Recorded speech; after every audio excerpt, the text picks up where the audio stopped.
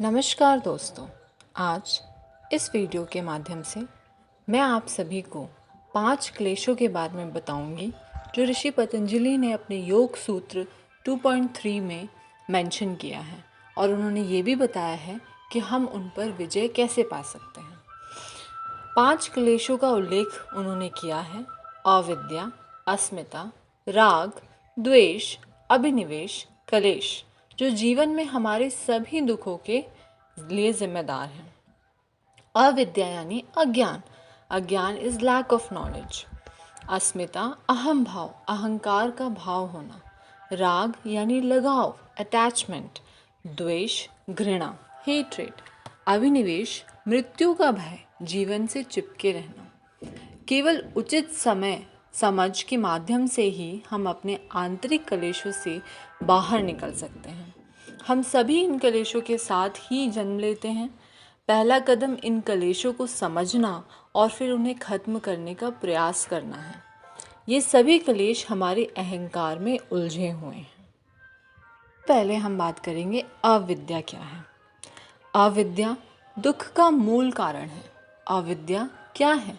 जो नित्य नहीं है, जो परमानेंट नहीं है उसे परमानेंट समझ लेना, जो बदल रहा है उसे स्थायी मान लेना अविद्या है।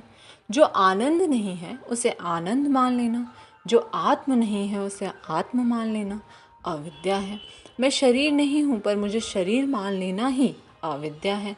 मैं विचार और भावना भी नहीं हूँ पर मैं ऐसे मान लूँ कि मेरे विचार और मेरी भावनाएं ही मैं हूँ, यही अविद्या है।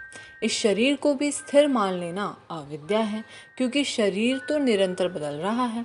नित्य प्रतिदिन तुम्हारे शरीर बदल रहा है। हर 24 घंटे में तुम्हारे भीतर खून तो बदलता ही रहता है।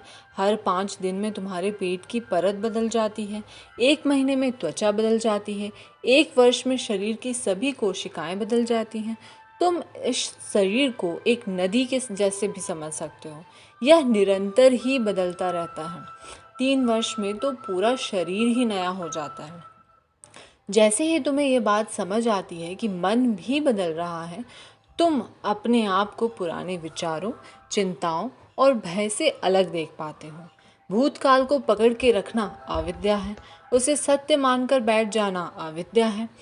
अपने आप के बारे में एक धारणा बना के रखना कि मैं ऐसा हूँ, यह सब अविद्या है। लोग सोचते हैं कि अपने बारे में जानना एक बहुत बड़ी बात है। अरे जिस दिन तुम अपने बारे में एक धारणा निश्चित कर लेते हो, फिर बस उसके बाद तुम्हारा कुछ नहीं हो सकता।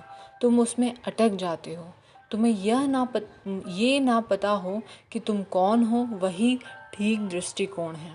तुम हर क्षण बदल रहे हो और तुम आगे भी बदलाव की संभावना को बनाए रखते हो, वही श्रेष्ठ है।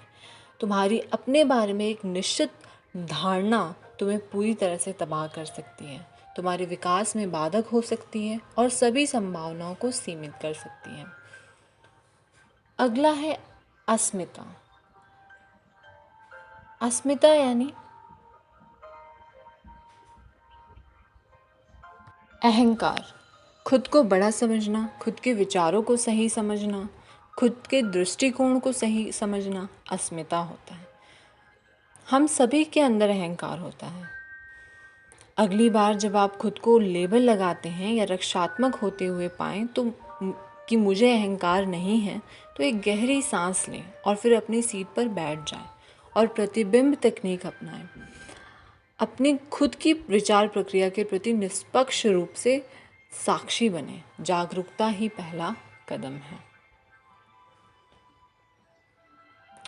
अगला है राग यानी अनुलग्नक यानी अटैचमेंट। इच्छाएं हमारे सभी दुखों का मूल कारण है। हम अपने बच्चों, परिवार, जीवन साथी, भोजन, स्मार्टफोन से जुड़े रहते हैं। सूची तो अंतहीन है। संयम और संतुलन ही वह कुंजी है जो इस दुख को दूर करने में हमारी मदद कर सकती है। आपकी ज़रूरतें और इच्छाएं नियंत्रित हो, यही सही रहता है। द्वेष यानी विमुखता, हेट्रेड। राग और द्वेष दोनों एक ही सिक्के के 2 पहलू हैं। मुझे यह खाना, रंग, रिश्तेदार आदि पसंद नहीं है। द्वेष का अर्थ है सख्त नापसंदगी या परहेज। हम ऐसा इसलिए करते हैं क्योंकि हमें अपने आराम क्षेत्र से बाहर निकलना पसंद नहीं होता, लेकिन हम ये नहीं देख पाते कि यह अपने साथ विकास के कितने बड़े अवसर लेकर आता है।